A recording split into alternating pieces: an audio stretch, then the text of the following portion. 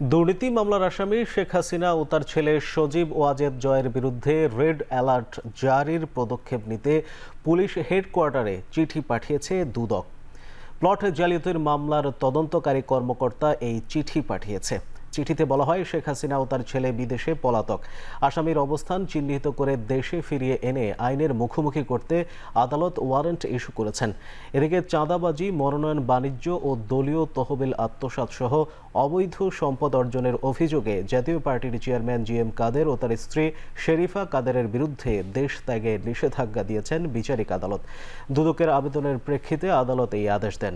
গেল 20 March GM. কাদের দম্পতির বিরুদ্ধে অনুসন্ধানে নামে সংস্থাটি।